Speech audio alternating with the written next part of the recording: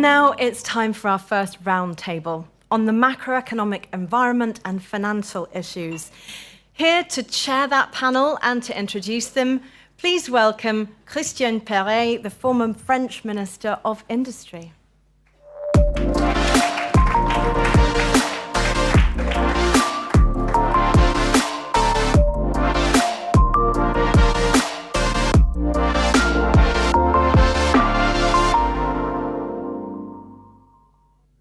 Thank you, Christian.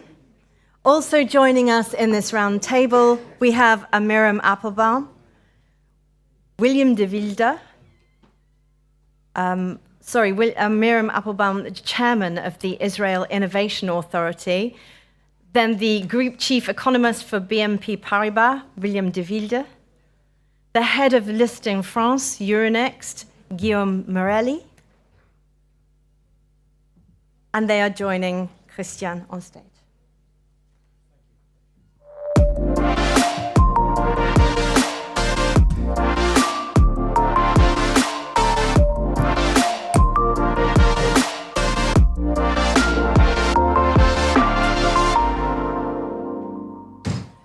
Christian, do you have your two other panelists? Yeah, of course. Guillaume Morelli.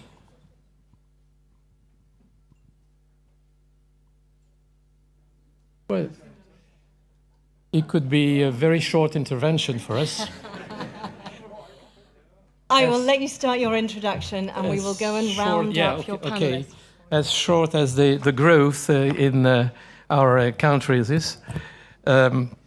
So we have to, as usually we do in each HTID at the beginning, we are very fond to replace our activity into the frame, the economic frame and the economic situation of Europe, of America, and in comparison with other countries.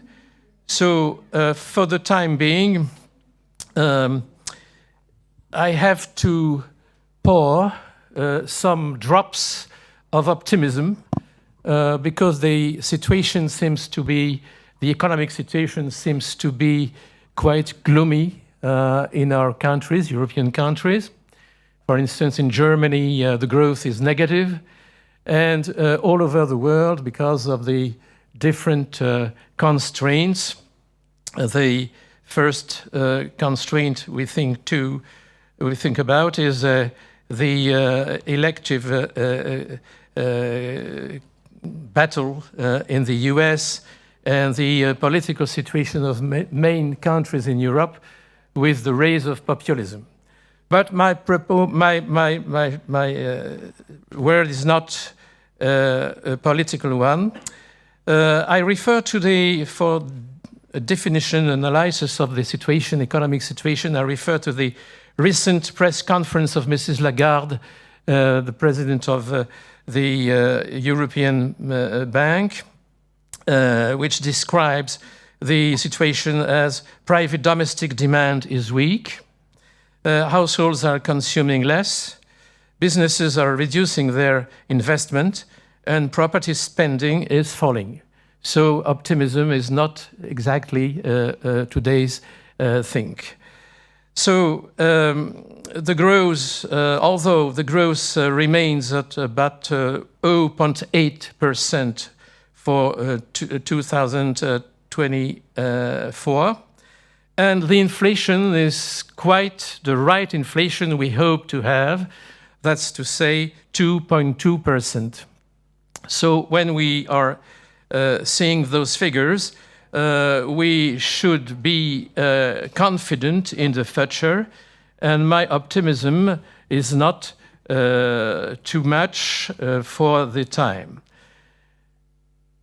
Good, and the interest rates are decreasing, first of all, and many governments are considering to boost growth. But political uncertainty all over Europe and in the US, budgetary difficulties for our country, for instance, here in France, and reducing budget deficit for 2 or 3 main countries, European members. The difficulty for EU to imagine a policy in industrial things, industrial issues, and a harsh competition with the US. May I analyze this last term, harsh competition in the US? We have seen a few minutes ago what is at stake. During the last 2 years, US decided to boost the growth with the Inflation Reduction Act, $250 billion, which is not directed towards inflation, but towards the world growth means to boost the growth. Industrial Act, $250 billion, and a growth support around $1,000 million. So $1,500 billion are at stake in the US to boost growth, to favor a more modern and more active, proactive economy in comparison what we are doing in Europe. And what we're doing in Europe, and it is the end of my intervention, is under constraint of the policy of the European Bank, which is sometimes accused of not doing enough for growth and not anticipates a gradual recovery in consumption and in investment. Because what is key for us, it is investment. Investment in companies, public support in companies, and not the reducing intervention of the state for new companies, for early stage companies, with, for instance, a Crédit Impôt Recherche in France, which is an issue of debate, of political debate today, when we are seeking to reduce the budget deficit. We have to fight in favor of the maintaining of the Crédit d'Impôt Recherche tax credit, because it is key for, I have the figure in mind, 93% of our companies are depending from this tax credit, which is absolutely key to maintain in the next future, and not be the victim, the casualty of the reducing budget deficit of France. I end with a declaration of Mr. Draghi, which was stated a few seconds ago. Draghi recommends we should, as European borrow together. We should borrow together because there is no issue which is more important today to develop, to boost the growth, and especially for the growth in our different creating innovative and companies. So to introduce, first of all, Mr. Ami Appelbaum,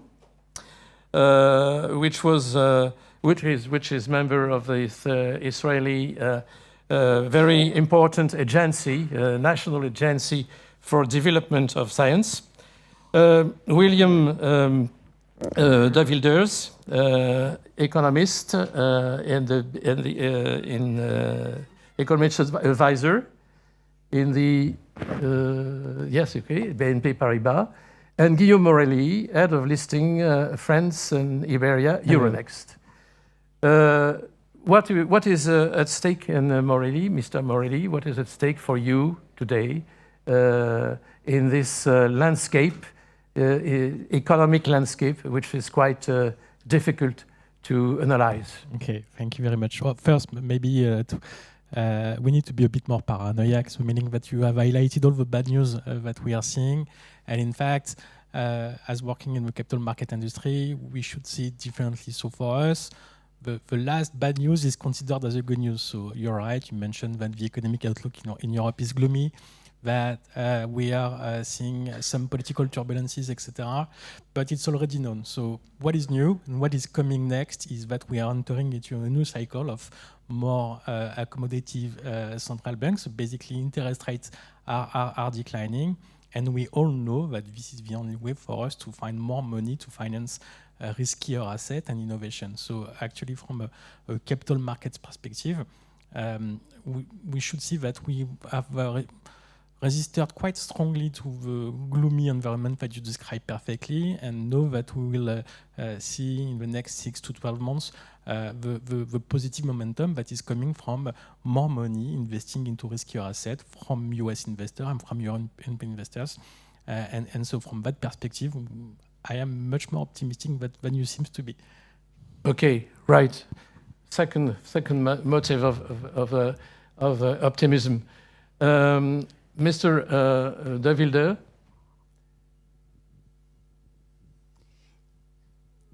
I would strongly hesitate to use the word gloomy. I understand why you've used it, but I think we need, there's one very important point that we need to keep in mind, in my view, considering what we're discussing here. This is a health tech conference. I've always held the view, and I've been analyzing economic developments and financial markets for, more than 40 years now, is that recessions occur when cash-rich households and cash-rich companies refuse to deploy their cash. Secondly, in such an environment, typically the access to external financing is also becoming very difficult. It's as simple as that. So I think for your business, the only question that we need to answer is there an elevated likelihood that the economy would fall off a cliff, be it in Europe, be it in the US? In a way, you could argue that the US is more important than Europe, given economic weight, given global spillover effects that we have seen historically. And to that very simple question, the answer is very simple: no. Full stop, no. And just to explain why I can be so affirmative. Now, it's always, as you know, making forecasts is always risky, but at the same time, you come here to kind of hear the conclusion of an analysis. And the key point is that we are in an environment, like Guillaume has said, that central banks will cut rates. Those who have started will continue. Those who will start this week, the Federal Reserve, they will continue, they will cut rates quite significantly as well. Our own forecast, which more or less corresponds to market pricing, is that by the end of next year, the Fed will have cut policy rates 200 basis points, and the ECB will have brought back the deposit rate to 2.5% at the end of next year. So this is actually a quite significant impulse. Now, this will have a bearing on the cost of external financing. One, because it should be supportive for companies that would envisage a listing, have an impact on price earnings, or for companies that would envisage to do a rights issue. Yeah. In addition, that prospect of lower rates against the background of disinflation, inflation moving back to target, would also have a supportive influence, positive influence on the willingness to take risk. And why is that? Because as one learns in school, I think in America they call it economics 101, when inflation is going down and interest rates go down, eventually final demand in the economy picks up. That is, by the way, why the ECB in its recently released, actually last week released staff projections, is having the economic growth picking up next year. It is because of that positive impulse. Now, importantly, this is then, of course, underpinning the willingness to take risk, which means that debt financing would also become will also, I would say, remain easy if you look at corporate, if you look at capital markets. It will become easier if you look at bank-based financing, so banks financing loans by companies. By the way, the sector, just to illustrate my point, the sector that has been suffering so much from restrictive monetary policy in Europe, meaning housing, residential construction activity, you already see that. I'm not saying that the green shoots of recession are there, of recovery are there, but at least you do see some pickup in demand and a pickup in interest. So I will stop here with my monologue, but the important point is that yes, today the business surveys point towards a high degree of hesitation. They're evolving sideways. They're close to long-term average. So this is absolutely not falling off a cliff. And there will be two positive impulses that will come: lower inflation, lower interest rates, and they will have a positive influence on the cost of financing. Other topics we can discuss in the second round. Matching this inflation, I gave you the floor. Matching this inflation, we should know that the policy of the European Bank is very cautious to decrease step by step, but small step by small steps, the rate of interest by 0.25 each time. But the President, Madame Lagarde, stated recently that she has to stop this decrease because his task, his constitutional task, is to reduce inflation and not to promote growth. It's quite different with the Fed in the US, where there's two issues in charge: boost the growth and reduce inflation. For us in Europe, we reduce inflation, stop. It is an only policy. So I think that when we have an inflation about 2%, which was considered as ideal by the central bankers of all the countries, member states, it is the target is good. It is the target, 2% of inflation, and the interest rates, the lower interest rates, is not very keen to be, because it is sufficient today for reducing inflation exactly at the center of the target. I just would like to nuance a little bit. So yes, there is one objective. They are not stopping to cut. Yeah. They will continue to cut. They do it at a slow pace because, let's not forget, service price inflation is still elevated. Wage growth is still elevated. And this is not a situation where, as a central bank, you can then say we will cut big time. But a very important element that you need to keep in mind as an audience is that when inflation will have converged to 2%, and if it would turn out that the labor market is very shaky, that the unemployment rate is on the rise, that unemployment expectations by household unemployment figures will be on the rise, then they will cut further than the forecast that I've just mentioned, because they would be concerned that inflation would drop below the target. And by the way, Philip Lane, speaking at Jackson Hole at the end of August, that big gathering annually in Wyoming, he made it very clear. He said, one, we need to be slow and cautious in cutting, but at the same time, we should also avoid being too slow, because if you are too slow, we could actually have inflation dropping below target, which would make it difficult to move it back upwards again. So it's a very nuanced picture. But the takeaway of that is that it's walking a fine line, a thin line, yes. So now, what is it? A narrow path. But they really keep an eye not only on inflation, but also the drivers of inflation in terms of activity. And if push comes to shove, they will not hesitate to do more if that would be necessary. But you as business people, you should hope that there's not going to be that necessity. Yeah, I do. It's right. Ami, you have the point of view of the Israel. You see Europe, and what do you think about our efforts to boost our companies and to boost our innovation in our industries. So glad to be here. Thank you very much for inviting me. I'm not an economist by education or by profession. I'm more of a scientist and managers in the high-tech industry. My entire career was in the high-tech industry. So I want to bring, and of course, no technology can move without the money. So we are merge here and converge.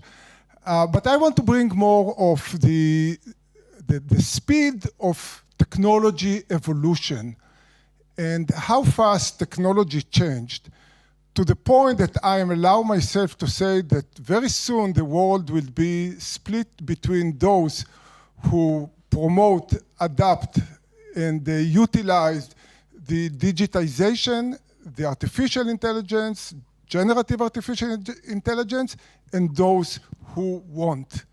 And countries who will not adopt all this new technology will stay behind.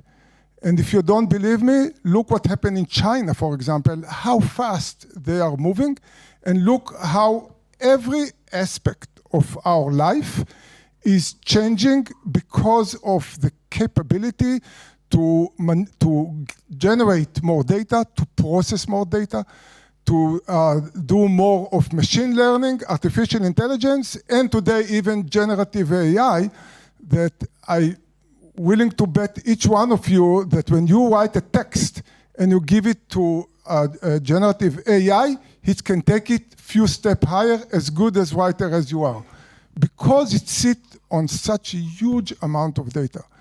So what I see, the speed of progress in that technology is twofold. One, as our educated economist here said, the world was on the down economical slides in the last 2 years, since I would say, since the COVID. Now we kind of started to slow down, the inflation rate is starting to slow down, the interest rate kind of start to stabilize. And in that point, what as a government you want to do is to make sure that that's a point to invest in new technology. And new technology, again, not usually coming from huge company, it's coming from startups. It's coming from startups who do not have fund at that point. And that's what I think government need to be aware, invest in, provide fund as we do in Israel, the institution that I came from, Israel Innovation Authority, investing $500 million annually for startup and scale-up company, to scale-up company in the research and development. And that's the point where the private sector need the help. Once they start to revenue, you can let them drive their own business. And that's what I think also in Europe, and what Israel as a small country cannot count on Israel market. We have to go to Europe, we have to go to US in order to make a large company, in order to have a unicorn. And the fact that we manage to put the money at the entry level, and it's a relatively small money, and then let the company goes. And we are also counting on the European Union, Israel associated country in the European Union. A lot of money, get about $200 million, give or take, annually for Israel research and development. That's kind of giving the opportunity for the high tech, for the economy to leverage the new technology and to master it toward the growth, the economic growth of the countries. We talked about IE, and what is your opinion, Mr. Morelli? On IE? Yeah. Okay. When we prepared this roundtable, yes. we talked about that, and you mentioned that you were personally involved in the development of the IE. Yes. So let's focus on IA, but maybe do a step back first, because I just wanted to follow what my Israeli friend just said. So basically, you already shared the optimism about the money that will come in the next few quarters to Europe.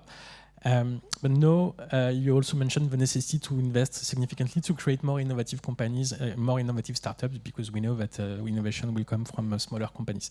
And from that perspective, I just also wanted to highlight something that is not true according to me. We often mention that we are lacking money, and you mentioned that we are lacking money to finance innovative companies in Europe. To some extent, it is true, because we can see that we are investing less than in the US, for example. But the main difficulty that we have is that the deep tech sector in Europe is still relatively small.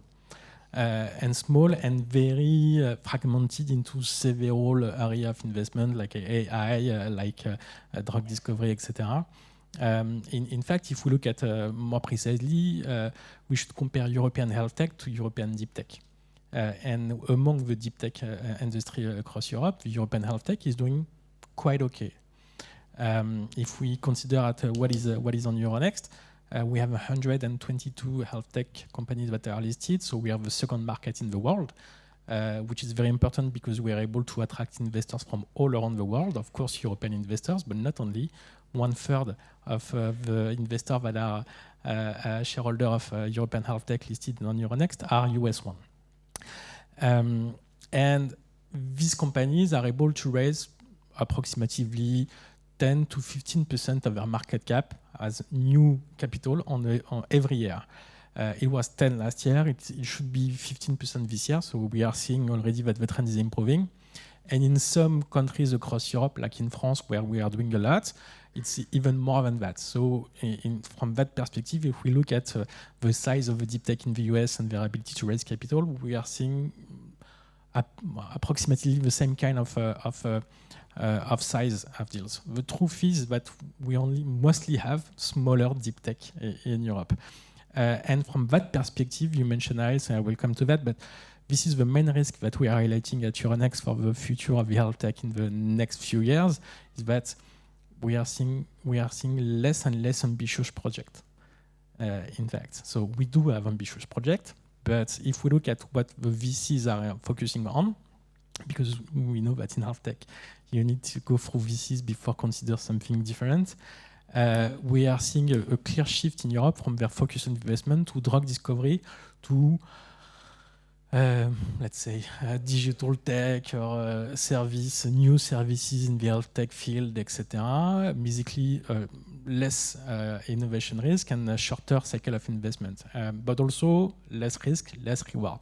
Whereas in the US, where we are facing the same difficulties due to the current interest rate environment, etc., we are still seeing a strong level of money dedicated to drug discovery and to new, very disruptive technology like AI, like new discoveries.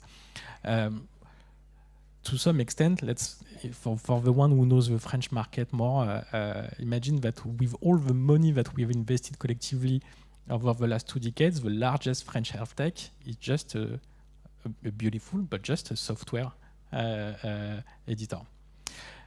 Whereas the largest health tech that has been created in the US just the last decade is not, clearly not, and way bigger. So this is something that we need to look differently. So we need ambitious projects that are willing to invest a lot of money. So and we know that we have the talent, etc. So there is a culture of risk that we need to change. From an entrepreneurship perspective, there is nothing to change because they are doing a lot. But let's say from an ecosystem perspective, we always mention the number of startups that we are creating, which is nice. We should also consider the size of the startup that we are creating and the size of the deep tech market in Europe more generally. And in that field, I think that more should be done, especially if we look at the competition for capital at an international level. US investors will, of course, invest in European companies. We are doing in AI.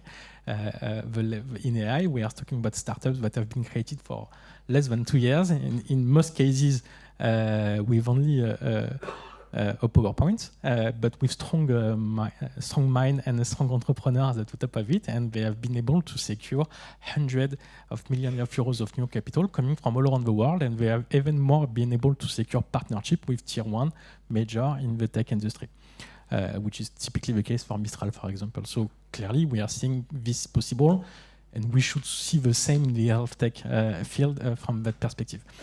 Lastly, but this is very important to mention, the need of health tech also to take into consideration new innovation to modernize the way they do innovate, and this is key because the fact that the world is getting older and the need to invest in health will increase, etc. So this is true. This is what is happening, etc. But at the end of the day, we also know that we will need to improve the efficiency not only of the treatment but also of the cost to treat patients, and this is something where US is very strong at, and this is something we are seeing in Europe, but to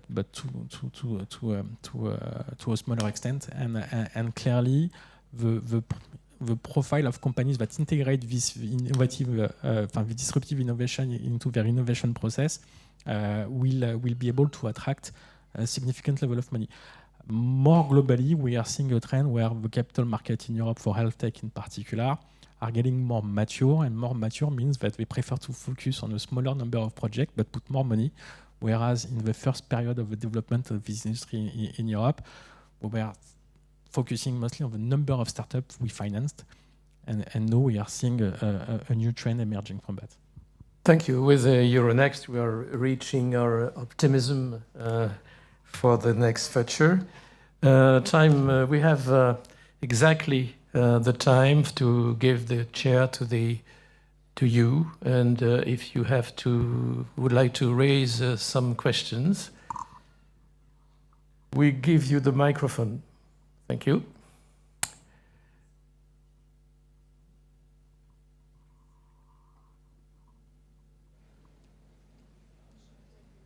So silence proves that everything is okay for your company, and the framework is brilliant.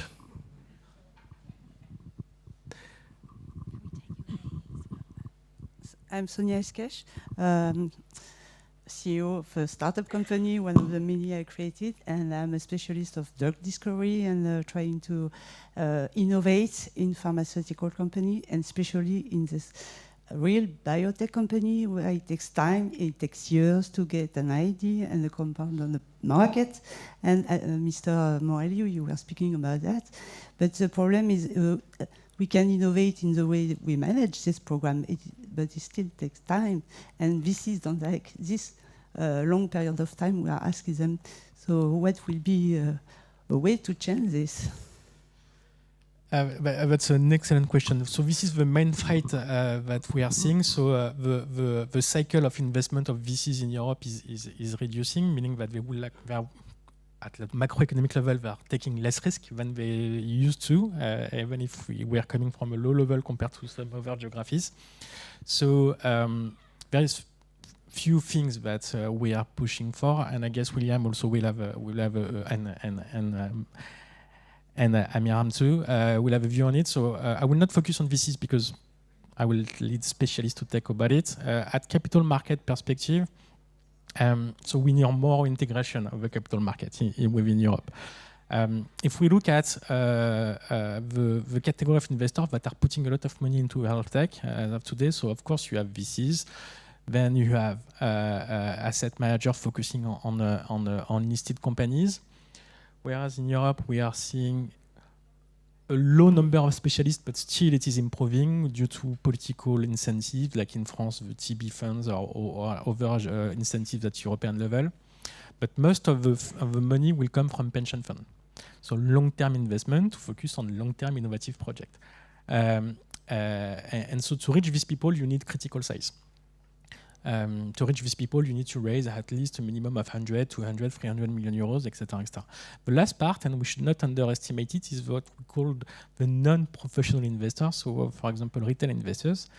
In the US, retail investors can represent up to 30% of the volumes traded on the Magnificent Seven. So 30%. So it's huge. Whereas if you look at the CAC 40, it's only 3%.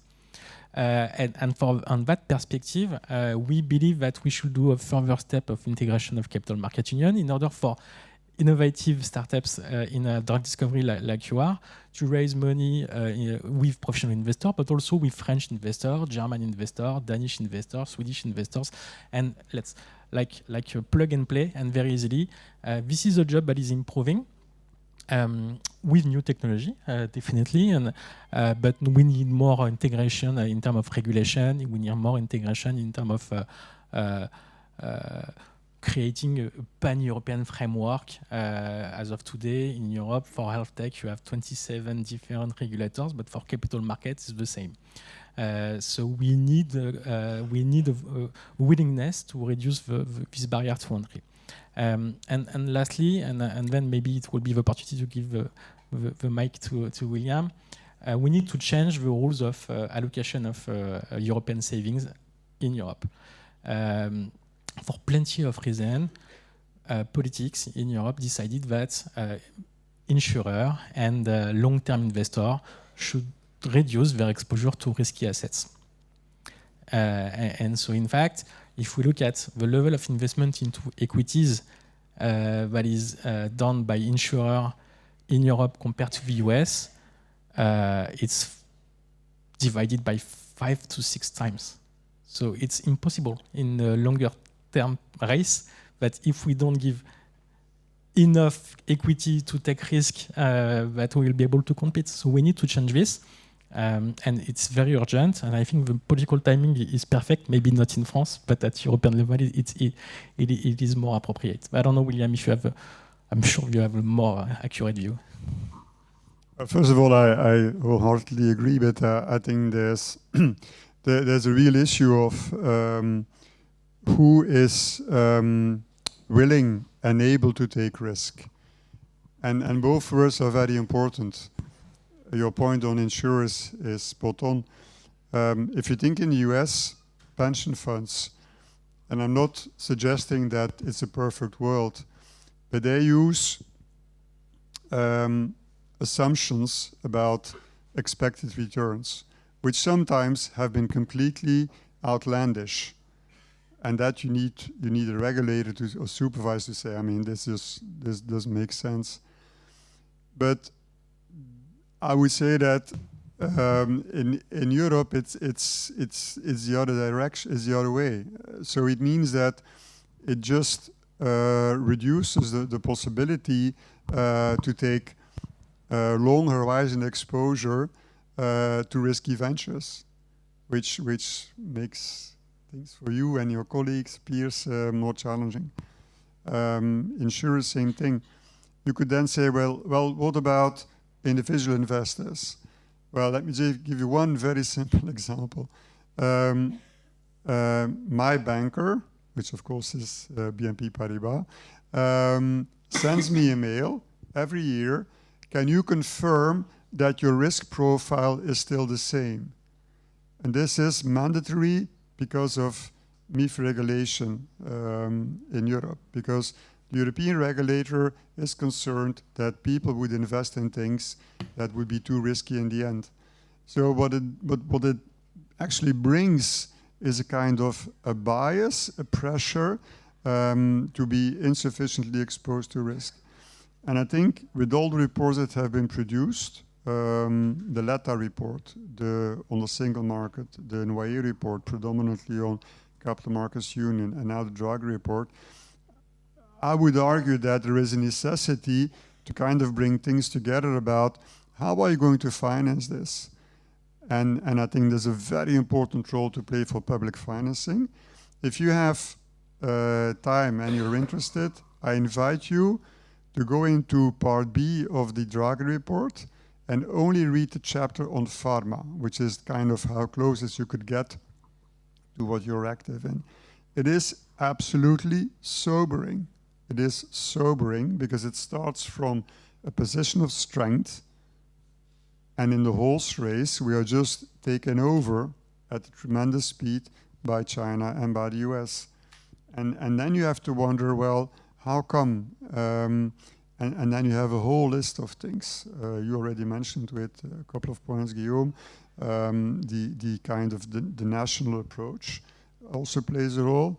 And if you then start to think about joint financing, which by the way is more complicated than you would think of, you already see in a number of countries, like they say in French, appelons un chat un chat. In the Netherlands press, Draghi was derided. In German press, he was derided like, he wants to issue joint debt. But we need really to think about how will we make sure that the public financing will be sufficient so that people who have ideas can actually take the first step. And from there, we then move up to a higher speed. And so I think there's still a lot of work to be done in the area of how do we get the financing right. I would like to add one point, which I alluded earlier to that we need to look on how to expedite the entire regulation to lower the regulation level, but still it should protect us, but it should be enabling regulation. And if you start to adapt more technology into do some more simulated testing using AI, using the vast amount of data that we have, and to force the government to shorten this whole process using technology. I'm not saying to give up on regulation. We cannot, because at the end it's backfire at us. Regulation should be, but it should be leveraging technology, and it's got to be something that will enable companies to move much, much forward, including on the pharma, on medical equipment, and all the life science. It's essential. Yeah, we see that on the screen, that reducing those delays and combining a good regulation and short delays is very difficult. Germany was the first on this purpose. I think that we have time. The time is consumed, but we perhaps another question. Okay. So, if you prefer lunch.